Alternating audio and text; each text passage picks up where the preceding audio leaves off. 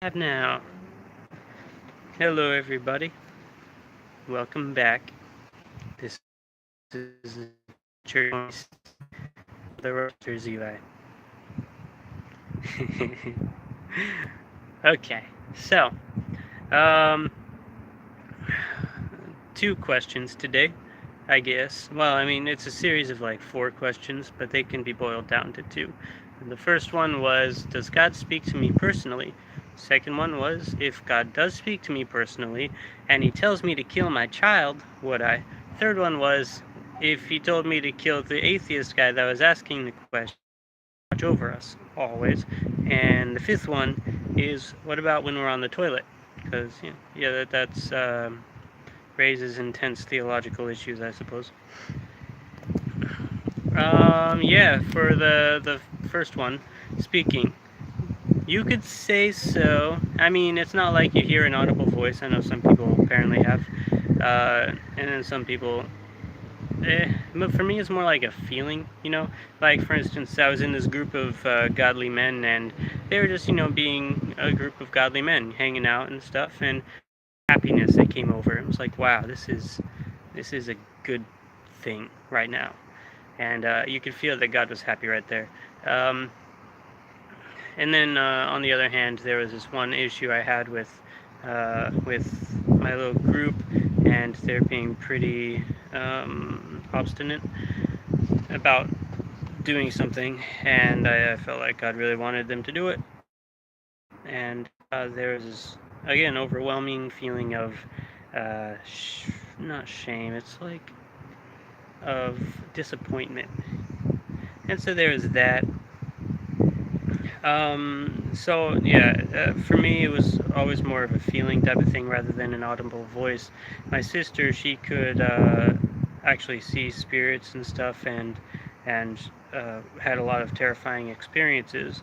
And then I could corroborate those things because I would have this feeling like an evil presence in one particular area of the house, and then without me telling her about it, she would have a weird experience like she would wake up and there'd be this demonic little girl sitting on her chest, and she'd wake up, see it, and the girl would start screaming at her. And so yeah, that was sort of in my mind that was a pretty good confirmation of that sort of thing. um, so yeah, she was a lot more she could these things were a lot more vivid for her than they are for me. And even today, sometimes you could feel stuff, and it helps you to determine people's character. Of course, you can't just determine them, but it helps you discern a lot better. And then a lot of times, the confirmation will come later when your initial suspicions were correct. And I do this with atheists all the time. Like I'll see someone and I'll just be like, for some reason, I'm getting a strong feeling like you're an atheist, and then it turns out they are. It's really weird, but there's just this but it's like this sense that sometimes you can just tell the spirit that's surrounding a person. Um, so yeah, that's more of the way that God speaks to me. If God were to tell me to go, and like if I could hear him audibly, like Abraham, and he were to go tell me to kill my child, I would be like, well, I'd have a conversation first of all. Maybe be like Moses and say no, because that's not what you wrote in your law. There needs to be 2 or 3 witnesses, etc., etc. And if he persisted, I would, I guess, continue to rebuke him because, we're allowed to do that. Actually, in Judaism, and this is something I learned about recently with listening to a few people, a couple debates between Christopher Hitchens, Sam Harris, and a couple of Jewish guys, and then Ben Shapiro, he sort of confirmed this as well, is that we're actually able to have a dialogue with God, to say, we don't like that, God. And then God, being a person of infinite wisdom, can say this is actually the absolute best way that this is going to this is going to happen with the absolute best outcome. Or you can say, well, there are other ways to get the outcome that's within my will achieved, and with that, I'm going to concede this and let you get what you want. So, God's not like some sort of dictator in the sky, as in Christopher Hitchens' words, a celestial North Korea. That's not what God is, and the Bible clearly attests to this. I know Christians, they like to sort of make it seem like God is this sort of being, but it's not. As for the watching thing, does God watch us? Always? Yeah, God is watching me right now. Sorry. Third question. Have to answer all of them. If God were to then ask me to go kill this atheist guy, same answer. Nope. No reason to. And there's this movie, I forgot what it was called, these secret perfect codes saying go kill this guy, otherwise he's going to do something terrible. And that the philosophy is if you don't kill him, then more harm will happen than is good. And that's not how God works. For God, no matter how much potential harm there will be, and even if he knows, like if he's all-knowing and he knows that this person will do X, this person is not guilty until he's actually done X. And therefore, no punishment can actually come until he's done X. So, even in that situation, like if God says, go kill this guy because he's going to do X, you just say, no, I'm not going to, God, because I'm going to follow your law. It's very simple, and I know Christians have got away from God's law a lot, and that's a problem because the law makes a lot of rules that we're supposed to follow that even God himself can't change. And they like to say God can change his own law, but no, he can't. Otherwise, he's not God. Why would he make... Okay.